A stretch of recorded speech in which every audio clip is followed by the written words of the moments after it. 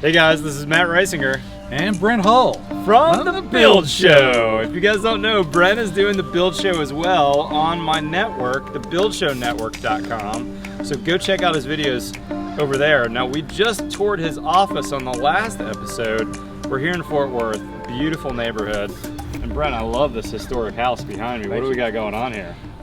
So it's we've been working on it about 3 years, and we are almost finished. Hope to be done later this year. But this is not an old house, is it?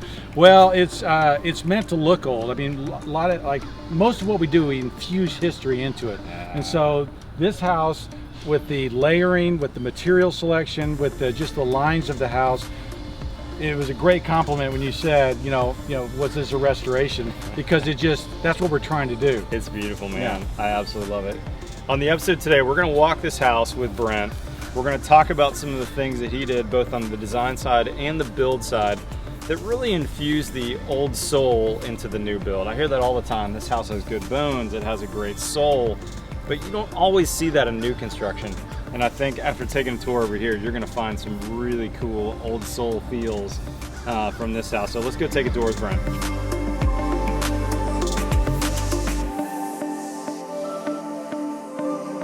All right, Brent, now this house, it's got all kinds of interesting and beautiful features, but I can't quite tell what European country you maybe imported this one from. Good. I'm glad you said that. Essentially what the client wanted was a European style house, but with a contemporary flair. So what we did was, the house looks European, but it's not really English, it's not really French. And so it's almost a colonial European style. Chamfered edges, simple materials, right? But here's where you start to infuse kind of some of the old life into this new house by the material choices, by how you build it, right? So we've got a frame construction with a stucco block, and then the stucco placed on the block, right? We're not doing wood with lath and then stucco on the lath. Oh, okay. Right? So wood framing, and then you've got a block wall you bring up, and then you stucco over the block. What that does is it gives the house that heft, and it makes it last longer. But it's a very subtle detail that around the doors, around the windows, the thickness of the walls, all reads as, oh, this is a little bit bigger. This is a little bit different. Yeah, exactly. And that allowed you to chamfer these edges, right? I mean, that's gorgeous detail right here on the portico portico. However you pronounce it, I don't really know. We'll go with that. Yeah, that sounds good. But yeah, I mean, you look at the cut stone, which was really our embellishment, our ornamentation on this house, right? Using cut stone versus cast stone is a very subtle difference. I don't know if you've heard the expression that the difference between good and great is about 1/8 of an inch, right? It's those little extra details that you put into it that make it better. And so using the cut stone here that we used around the entry. So that's limestone that's actually been shaped into space, and by cast stone you usually mean some type of form that they've got a poured material into to form it, right? Correct. And so essentially there's usually a pattern that happens with the cast stone, that they're pouring it into a form. The problem is that the library of details that most cast stone companies have aren't very good. They're kind of McMansion-y, okay? And so to really get things from the 20s and 30s right, you have to, either redesign those forms or get cut stone. So your architects and your team is designing that, you're sending it off to get fabricated. Right. And so your team's able to really say, here's what we're looking for, this is the style, and then some craftsman actually carve that out of a piece of limestone. Correct. I think today they're doing a combination of CNC and hand carving. That's right. Beautiful. They cut it roughly out of the block, then they hand carve it. I mean, we could spend 30 minutes on the outside here. There's so much to talk about, but I'll let you talk about that in some future videos. Let's go see the inside. Yeah. And let's talk about that kind of old soul versus new soul on the inside too. Come on in. So, main entry hall, right?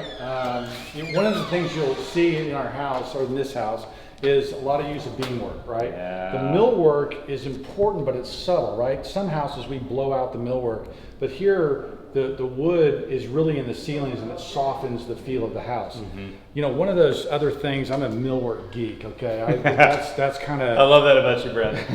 That's kind of my, what I get passionate about. Yep. And so we were talking earlier about, what makes this feel right? And so it comes down to scale, okay? It comes down to why do I feel comfortable in this space, and if you're doing that, then you're getting the scale and proportion right. if you notice these moldings in these casings around the door, I mean, this molding, this door casing comes off the wall, you know, 2.5 inches, right? This base molding is 1 3/4 thick, right? Maybe even 2 inches thick. It's pretty thick. So you can't put a 3/4 inch molding with the base, you know, PM5 base cap on top of this thing and have the same feel. And have the scale for this house. Exactly, right? and so that's where that, you know, 1/8 of an inch, you know, good to great is, you know, it happens in little details like that where, you know, it sings, right? It just, yeah. So it's just this better. paint, so basically this is paint grade poplar or maple, maybe it looks like. Yep. It's Maple. you may not be able to see it super well in the video, but it's got depth. It comes into the room. It doesn't feel thin and flimsy, and that's kind of, I think, what you're talking about with the stucco on the outside, Brent. You know, you can't quite place it. I didn't recognize that it was stucco on block at first, Right. But then when I started thinking about the chamfers and these other details, oh yeah, there's something different here. There's a quality, and those are the minor, those small minor things add up on this house. Well, another thing that happens with a classical and a traditional space is that there's hierarchy, right? There's definitely spaces there you know you're supposed to go. For instance, in this space you've got this and this entry, right? Yep. These are the, You've got two main and spaces. then you've got a simpler space here. You're kind of culled this way, right? And so this entrance, this elaboration, this is called a cross-headed corner when it does that, is announcing that this is an important entrance, and it kind of draws you into the Before you go through there real quick, I just want to point out, look at this beautiful staircase, winding stair.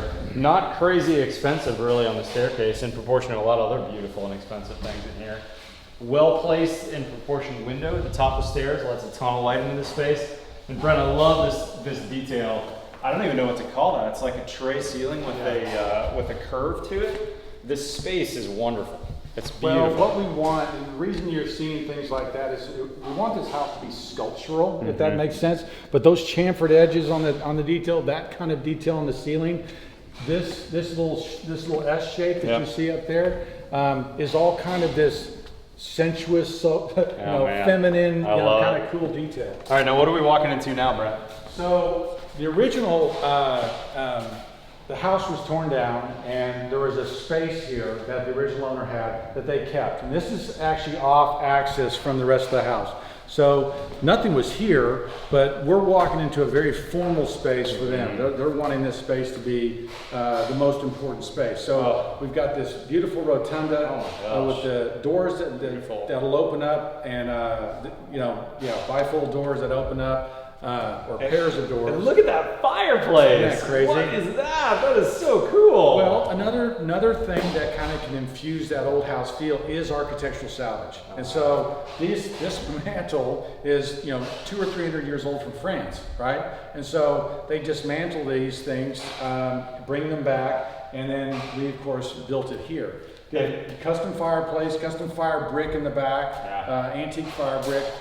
Again, this layering of details that kind of antique fire brick too. Yeah, that helps, right? It just helps that character. And not to pick on the cast stone guys, but right in Texas we have a ton of cast stone fireplaces of that same scale and grand houses, but it doesn't have that old soul feel. And even down to the fire brick that Brent used, that's a reclaimed fire brick that feels somehow different than just the black painted fire clay in the back or some other version of fire brick. So again, scale's important. The cornice at the top that helps you read this ceiling. Right, that's a pretty tall ceiling. It's a tall ceiling with a barrel vault. I love elliptical barrel vault, and we talked about putting some tracery in there. They thought it was too much. They liked the subtlety of what's happening here. I also like the subtlety of your trim's been primed already. And when I first looked at it, it looked like a line drawing almost in my mind. Like the architect sketched something. It's subtle, it's beautiful, it's not the same as a stained room, which looks like we may be walking into next. Yeah, and again, here's where moldings help you read a space. Read the height of that, that beam across the top goes, okay, I can kind of feel where I am in this room and in this space. Beautiful, and look at these doors coming into this. These look like they are some old doors, Brent.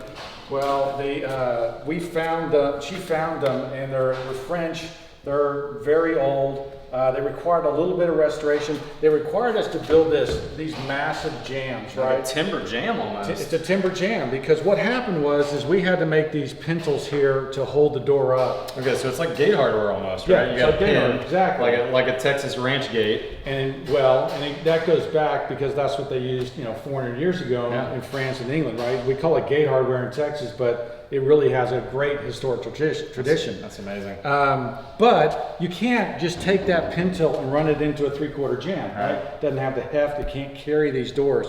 So we really beefed up this thing to announce this space. And look at this millwork, Brent. This is beautiful. Favorite space here. Oh my gosh. This is white oak, I'm assuming? It's white oak. It's a rift sawn, though, a lot of it I'm seeing. It's ripped and quartered. It's ripped and quartered, right? okay. So the cut of the oak is really important to me. Yep. It's if you did plain sawn oak in here, it would be a mess. Yeah. Right? Yeah. Too much grain, too much stuff going on. All that cathedraling happening. Yeah. You need to do a video on that, by the way. That'd be a great one to teach young builders, because it took me many years to understand that. Yeah. Well, the cut of the wood is really key. And so again, this space is built so that this room could be disassembled, taken, and put into another space.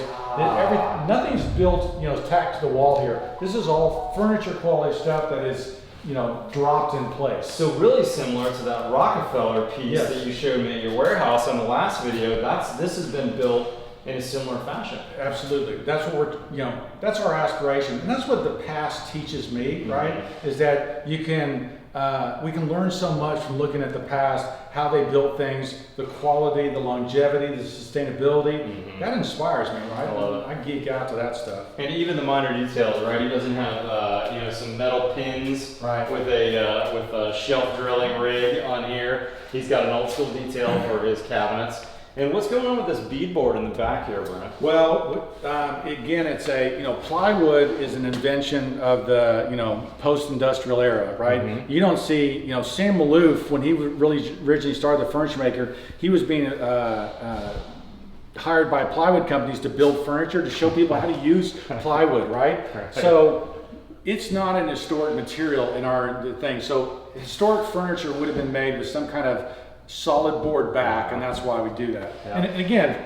every cool detail that we've stolen, right? Yeah, we just look at the past and pick them up. And what am I seeing here? I'm seeing hinges on millwork. What are those hinges doing? Here's another thing we stole from the past. We basically have inset these windows with panel jam. It's like a panel jam, right? Yeah. And then this opens and this comes across here. And this is the way they would have, closed a window. You didn't have exterior shutters, you had interior shutters, right? And so that's what that is. And look how flush they are and beautiful when they're shut. The only thing that gives it away is you've got a little pretty chrome hinge on there.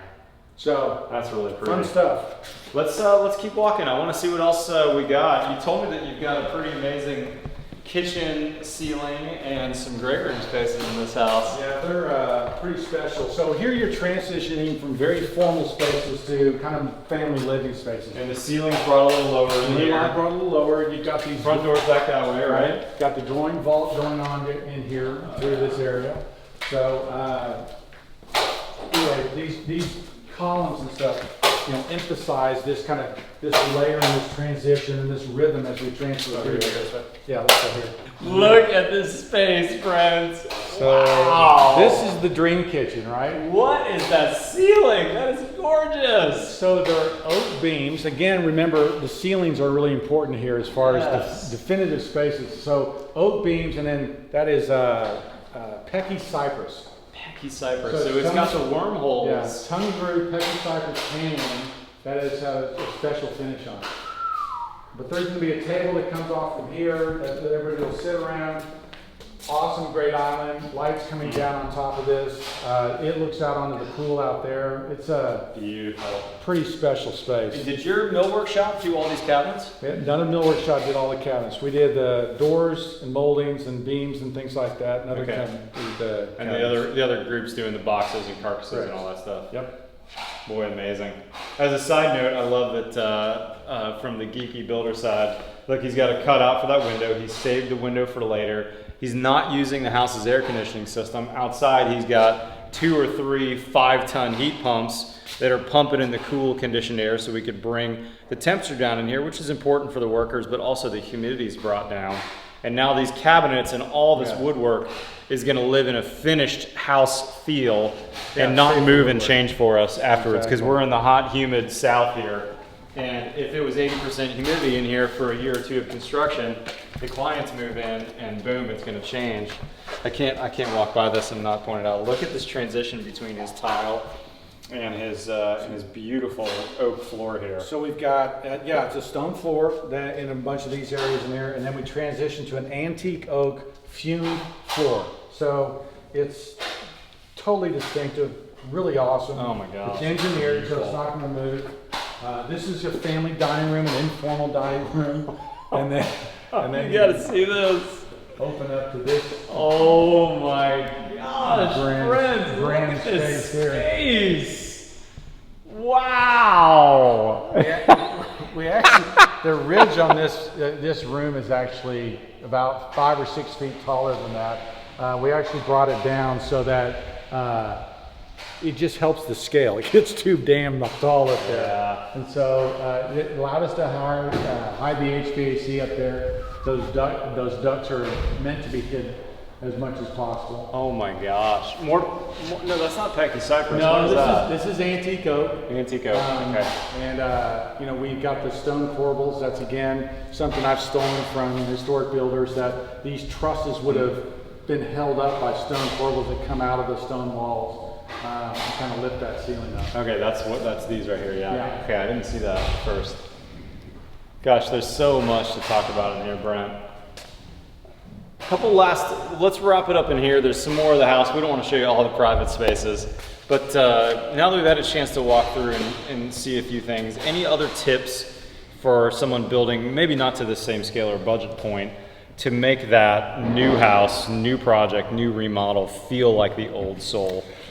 Yeah, I mean, I don't think you have to get everything right. I don't think you have to build it exactly the way it was, 200 years ago. But you need to get some percentage of that, right. 60%, right? 40%. Yeah. It's probably more than 40%, right? So the floors, the scale of the moldings, a lot of these architectural salvage pieces, all help to create that sense of scale and feel, right? And so we've tried to match materials, we try to match the lines of the houses, and if you get most of those right, it can feel pretty special. For sure. And now these are big spaces too, but sometimes those smaller houses have the feel of that old house as well, because so many houses from 50, 100 years ago were much, much smaller square footage wise. So if you've got a budget, which everyone does, think about building smaller. This is a more expensive job. Clients have some money to spend.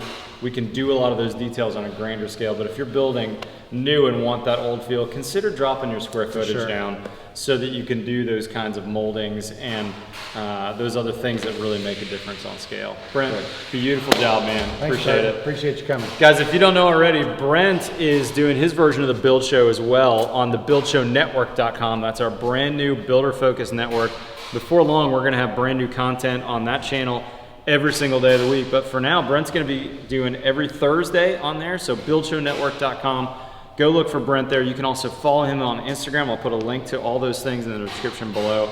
If you're not currently a subscriber to the Build Show here, we've got new content every Tuesday and every Friday. That's not gonna change even though we've got this new network going. Follow us on Twitter and Instagram. Otherwise, we'll see you next time on the Build Show.